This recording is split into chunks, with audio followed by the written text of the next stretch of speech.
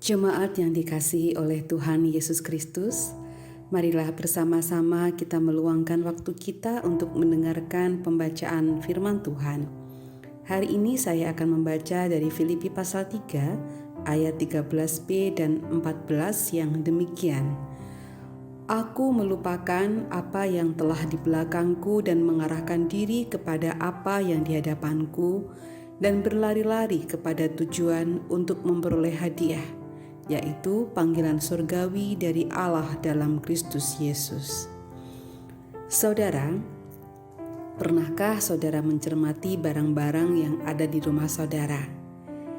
Jika kita perhatikan, mungkin kita akan menemukan beberapa barang yang sebetulnya sudah tidak kita gunakan. Namun kita merasa sayang untuk membuangnya.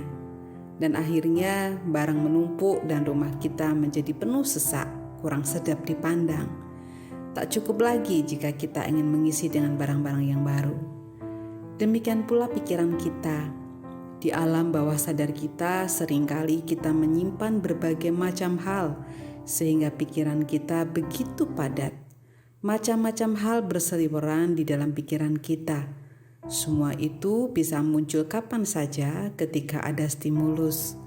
Kadang terpikirkan masalah yang ruwet, atau ingat harapan yang belum juga kesampaian. Ingat akan peristiwa-peristiwa yang menyakitkan dan lain sebagainya. Lalu kita menjadi sulit tidur, terasa begitu lelah, dan yang pasti kita menjadi sulit untuk menikmati hidup. Itulah sebabnya kita perlu menata pikiran kita. Seperti halnya kita menata rumah, memilah-milah barang mana yang masih kita gunakan, barang mana yang perlu kita simpan di gudang, barang mana yang kita harus rela untuk menyingkirkannya dari rumah. Demikian pula kita pun mesti menata pikiran. Kita harus dapat memfokuskan diri kepada harapan masa kini dan masa depan. Mencari solusi untuk setiap persoalan, bukan menyesali apa yang telah terjadi. Hal-hal yang berdampak buruk pada diri kita sebaiknya kita letakkan di gudang pikiran kita, atau jika perlu kita buang ke tempat pembuangan. Meski hal ini tidak mudah, namun kita perlu berusaha agar pikiran lebih tertata, hati menjadi tenang, dan kita dapat melakukan berbagai aktivitas dengan sejahtera. Seperti kata Paulus, aku melupakan apa yang telah di belakangku dan mengarahkan diri kepada apa yang di hadapanku dan berlari-lari kepada tujuan untuk memperoleh hadiah, yaitu panggilan surgawi dari Allah dalam Kristus Yesus. Saudara-saudara, mari bersama kita berdoa. Allah Bapa kami yang Maha Kasih, kami berdoa agar dapat selalu mengingat berkat Tuhan dan menjadikan masa lalu sebagai pelajaran berharga dalam kehidupan kami.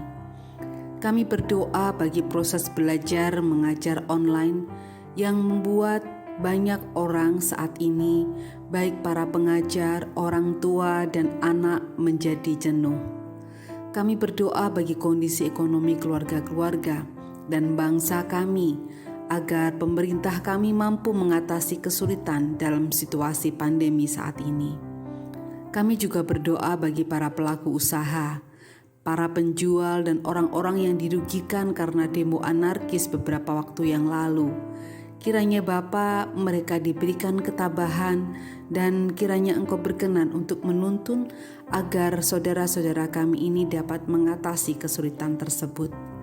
Ya Allah yang Maha Kasih, inilah seru dan doa kami. Amin.